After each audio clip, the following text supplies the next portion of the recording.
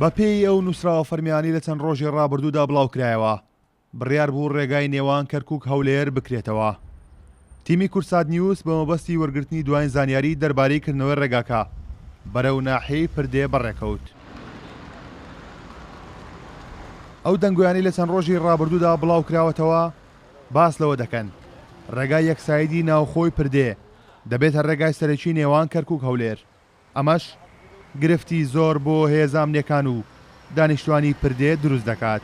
ئەو هێزەی هەمانشە تەنیا بۆ ناو شاری پردەیە، ئێمە تەنیا فەوجە لەو سنووری ئێمە ئیشەکە ئەوەش دەوروبەری پردێ گرتووە، ئێمەش لە ناو داخل شورتەی مەحەلینە بڵێ ئەم ئیشە ڕێ بکرێتەوە ئێمە بتوانین بۆم نەوعەوە بۆم کەرەسەیەوە بۆم عادەدا پێمان ناکرێت. پێویستیمان بە مرورە بێ، پێویستیمان بە شورتە ئەبێ، پێویستیمان بە سیارە ئەبێ، پێویستیمان بۆ دام و دەستگانی دیکەکەیە کە سەیترە دروستە بر مەسەڵەن ئەمنە و ئیستیخباراتە و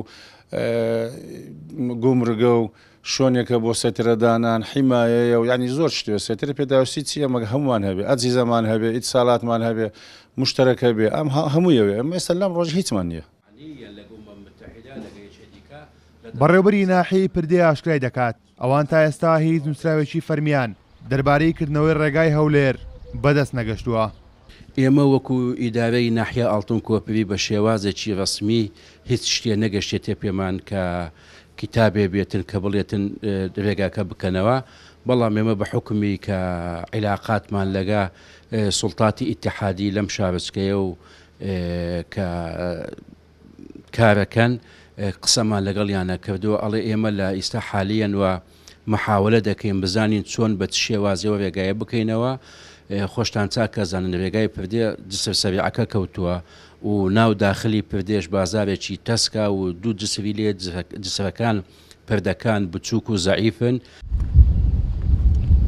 کورسات نیوز وەک یەکەم کەناڵی ڕاگەیاندن لە نزیکەوە وێنەی پردی هەندی دوای تەقانەوەی بڵاو دەکاتەوە کە لە ئێستادا هاوڵاتیانی ناحیەکە داواکاریان چاکردنەوەی ئەو پردەیە.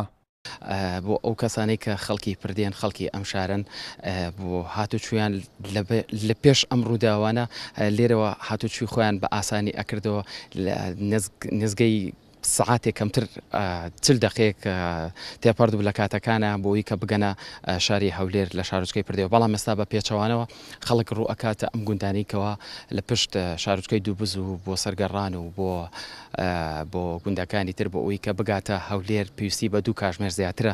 بەڕاستی خەڵک بێتاقەت و بێزارە بێ کاتێککە ئاچێتە هەولێر، چونکە ئەو ڕێگایەکی ئاسان بوو بۆ ئەوەی کە بگاتە شاری هەولێر.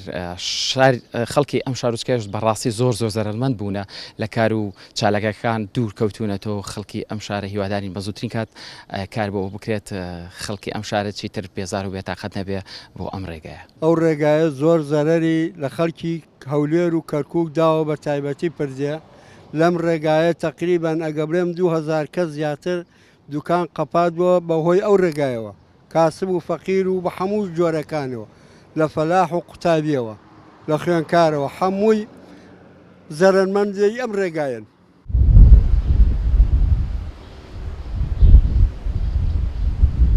کردنەوەی ڕێگای نێوان کەرکووک هەولێر و ئاساییکردنەوەی ڕێگاکە پێویستی بە چاکردنەوەی ئەم پردە هەیە. بۆ چاکردنەوەی ئەم پردەش بڕی 714 ملیۆن دینار و 4 مانگ پێویستە تاکو دووبارە پردەکە بگەڕێتەوە باری پێشووی. کارۆن محەممەد، کورسات نیوز، شارۆچکەی پردێ.